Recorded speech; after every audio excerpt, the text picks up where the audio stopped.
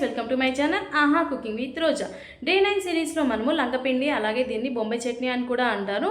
మనం 1-2 దోశలు తినే కాడ 10 దోశలైనా ఈజీగా తినేస్తామండి. అంత సూపర్గా ఉంటుంది ఈ లంకపిండి అనేది.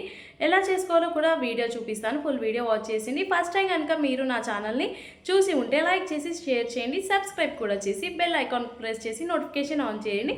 అలాగే మీకు ఈ రెసిపీ నచ్చినట్టయితే హై పాయింట్స్ ఇచ్చి మీరు సపోర్ట్ చేస్తారని కోరుకుంటున్నాను.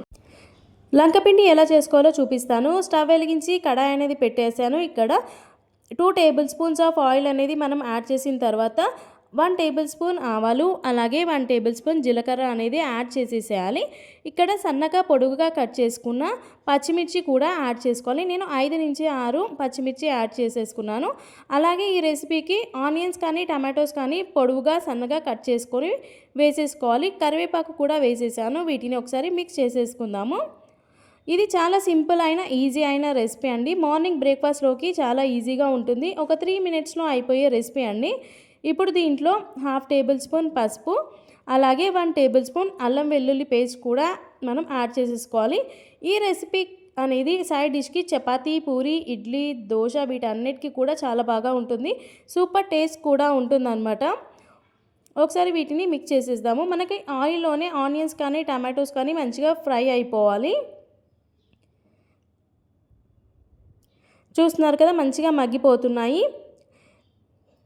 ఇక్కడ లంకపిండి అని ఎందుకు అన్నామంటే మనము శనగపిండి ఇప్పుడు వీటిపైనే వేసి చేసుకుంటాం కాబట్టి దీనికి లంకపిండి అని అంటారనమాట. ఇలా వేసిన తర్వాత దీన్ని మొత్తం ఒకసారి మిక్స్ చేసేసుకోవాలి. ఇలా మిక్స్ చేయడం ద్వారా శనగపిండి మనకి ఆయిల్లో మంచిగా ఫ్రై అవుతుంది. ఇలా మంచిగా ఫ్రై అయిన తర్వాత దీంట్లో కొద్దిగా వాటర్ అనేది యాడ్ చేసుకుంటూ కలుపుకోవాలన్నమాట. కొద్దిగా వాటర్ అనేది యాడ్ చేస్తూ కలుపుకోవాలి. అప్పుడు మనకి లంకపిండి అనేది రెడీ అయిపోతుంది. దీన్నే బొంబాయి చట్నీ అని కూడా అంటారనమాట. మనకి ఎంత క్వాంటిటీ చూసుకొని యాడ్ చేసేసుకోవాలి. వాటరు చిక్కదనం చూసుకొని వాటర్ అనేది యాడ్ చేసేసుకోవాలి. ఎక్కడ ఉండలు కట్టకుండా కూడా మనం మిక్స్ చేస్తూ ఉండాలన్నమాట. దీన్ని చూస్తున్నారు కదా, చాలా సింపుల్ అయిన ఈజీ అయిన రెసిపీ అండి. ఇది బ్రేక్ఫాస్ట్లో కానీ నైట్ బ్రేక్ఫాస్ట్ చేసే వాళ్ళకు కూడా చాలా ఈజీగా ఉంటుందన్నమాట. ఇలా ఉండలు లేకుండా మంచిగా కలుపుతూ ఉండాలి. చూస్తున్నారు కదా, ఈ విధంగా అవుతుంది. ఇప్పుడు మనం కొద్దిగా సాల్ట్ అనేది యాడ్ చేసేసుకోవాలి. ఒక 2 మినిట్స్ అలా సిమ్లో ఉంచేస్తే మనకి లంకపిండి చక్కగా ఉడికిపోతుందన్నమాట. ఇలా ఉంటుంది, చాలా టేస్ట్ ఉంటుందండి. శనగపిండి వాటర్లో కలిపి వేస్తే ఒక టేస్ట్ ఉంటుంది, ఇలా ఆయిల్లో ఫ్రై చేసి వేస్తే ఒక టేస్ట్ ఉంటుంది అనమాట.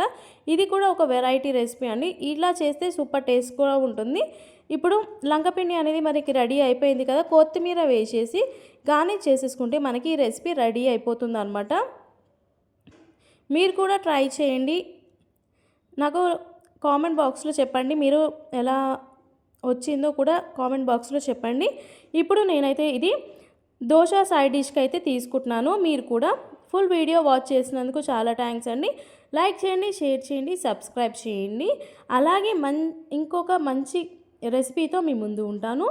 అంతవరకు నేను మీ ఆహా cooking with Roja. Thank you all. Thank you.